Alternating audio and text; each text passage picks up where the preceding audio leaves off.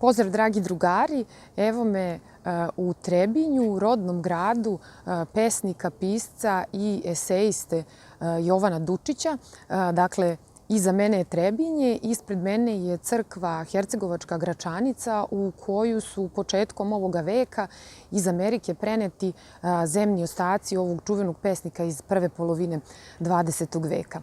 Ovo mesto je idealna prilika da prozborimo nešto o samom Dučiću, odnosno o značaju njegove poezije za celokupnu srpsku književnost moderne, odnosno prve polovine 20. veka.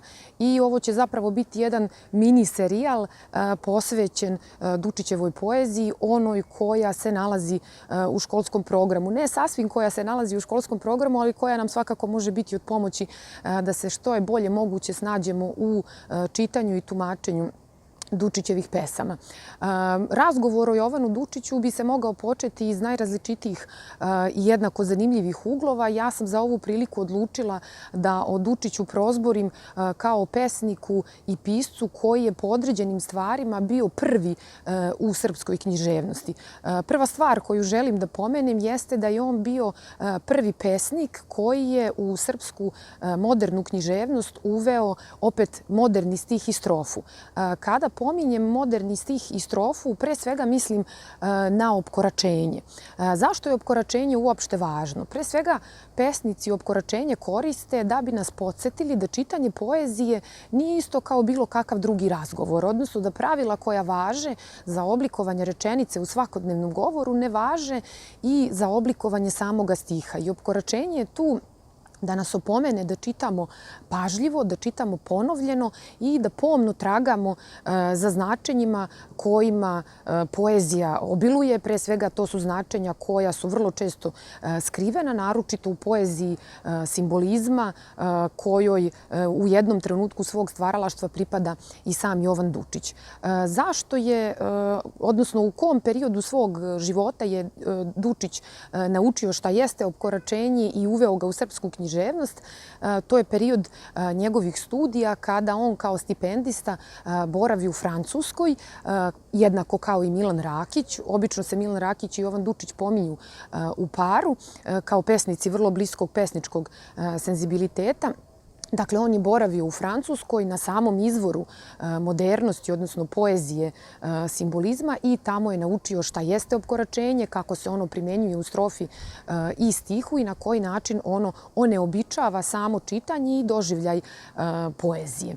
Druga stvar po kojoj je Dučić bio prvi u srpskoj poeziji jeste činjenica da je se on odrekao svoje prve pesničke zbirke iz 1901. godine.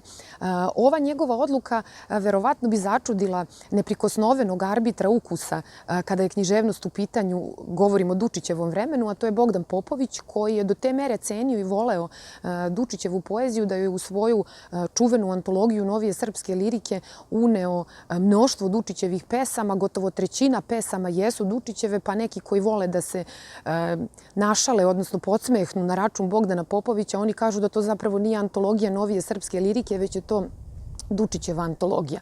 Međutim, Dučić je smatrao da te pesme više nisu u duhu onoga što on stvara ili želi da stvara i na neki način se ogradio od njih. I treća stvar po kojoj je Dučić prvi u savremenoj srpskoj književnosti jeste ta što je on celokupnu svoju zbirku pesama iz 1908. godine ispevao koristeći samo dva stiha. To su krajnje moderni stihovi njegovog vremena. U pitanju je Jedanaesterac i Aleksandrinac. Aleksandrinac je simetrično sečeni dvanaesterac. Dakle, to su nekakve tri stvari po kojima bi valjalo zapamtiti Dučića bar na ovom školskom uzrastu. A što se tiče celokupnog Dučićevog stvaralaštva, za razliku recimo od Milana Rakića, koji se u srpskoj poeziji pojavio kao formiran pesnik, Dučić je prolazio kroz stvaralačke faze. I njih opet ima tri. Prva njegova stvaralačka faza mogla bi se nazvati parnasovska sa elementima romantičarske poezije, odnosno ostacima onoga što jeste romantičarska poezija. Baš na primjeru Dučićeve pesme Moja poezija, nešto kasnije ću objasniti šta jeste parnasovstvo, u svakom slučaju u ovoj prvoj fazi Dučićevog stvaralaštva pesme nisu ujednačenog umetničkog kvaliteta. Druga njegova faza bila bi parnaso-simbolistička faza, Dakle, faza u kojoj on pravi prelaz između Parnasovske poezije ka onome što jeste simbolizam. U toj svojoj fazi on će svakog pesnika, pa i sebe samog, nazvati zanatlijom, odnosno kabinetskim radnikom koji pomno radi na poslu stiha, strofe i rime. Dakle, on izrazito neguje pesničku formu, po tome na kraju krajeva i čuven. I na kraju imamo treću fazu koju neki proučavaoci njegove poezije nazivaju neosimbolističkom fazom. To je faza u kojoj on pre svega menja formu, pesničku formu, odnosno skraćuje svoj stih čak do 4 sloga i opet mnogi proučavaoci Dučićeve poezije ovu njegovu poeziju smatraju umetnički najkvalitetnijom, odnosno smatraju je za najbolju refleksivnu poeziju u srpskoj književnosti. Tu su ciklusi pesama jutarnje pesme, sunčane pesme i večernje pesme. Za ovu priliku ostajem još dužna da vam objasnim pesmu Moja poezija, zbog čega je ona važna u celokupnom Dučićevom stvaralaštvu i zašto je važna generalno za nas same. Pre svega ona je bitna da bismo razumeli šta Parnasovska poezija jeste. Dakle, ako bismo gledali umetnost u celini, Parnasovska poezija se pre svega vezuje za umetnost koja je vajarstvo, odnosno skulpturu, dok će se simbolizam koji tek dolazi vezivati za muziku. U tom smislu Dučić piše pesmu Moja poezija u kojoj on obznanjuje jednu novu vrstu poezije koja je personifikovano predstavljena kao devojka, odnosno kako on kaže, to je devojče koje sneva. Dakle, devojče koje živi u svetu snova, u jednom imaginarnom, izmaštanom svetu, daleko od onoga što jeste realnost, pa ćete zato vrlo često čuti kritiku na račun parnasovskih pesnika da su živeli zatočeni u kuli od slonove kosti, odnosno da nisu imali toliko veze sa onim što je realnost. Oni zapravo nisu ni želeli da imaju veze sa onim što je realnost, jer Dučić kaže za to svoje devojče koje, kako on kaže, mirno i hladno, dakle nema prenaglašene emocije, već ima nešto što bi Bogdan Popović nazvao artistične emocije, dakle nasuprot romantičarskim prenaglašenim emocijama, Parnasovska poezija, a kasnije i simbolizam, neguju tu hladnu elitističku emociju i samim tim sužavaju krug čitalaca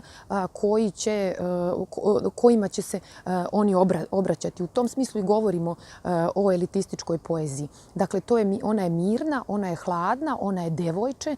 Dakle, nasuprot toj devojci Dučić pominje nekakvu ženu. Dakle, postoji kontrast između onoga što je devojka, to je neko ko živi u svetu snova, daleko od realnosti, odlikuje se svojom čistotom, nasuprot onome što je žena, dakle neko ili nešto kome nečemu drugom služi, dakle poezija koja se deklamuje, koja se recituje, koja pokreće mase, koja pokreće revolucije, to nije poezija kakvu Jovan Dučić nadalje želi da piše. I u tom smislu on će reći ja ne mećem nate, đinđuve sa trakom. Đinđuve sa trakom bi zapravo bile metafora za romantičarske stilske figure, odnosno prenatrpanost, kako to Dučić u tom trenutku doživljava, prenatrpanost romantičarske poezije stilskim figurama koje sada u Parnasovskoj poeziji više ne nalaze svoje adekvatno mesto. I on kaže da on zapravo svoju poeziju ukrašava žutim ružama, opet nasuprot romantičarskim crvenim, sada se pojavljuju parnasovske žute ruže. Dakle, ono što jeste parnasovska poezija jeste poezija koja prenosi jednu mirnu, hladnu, artističnu emociju, poezija koja se obraća malom broju čitalaca ili slušalaca i poezija koja zapravo ne apeluje na veliki auditorijum kao što je to činila romantičarska poezija, već koja zaista živi u jednom svetu koji postoji umetnosti radi.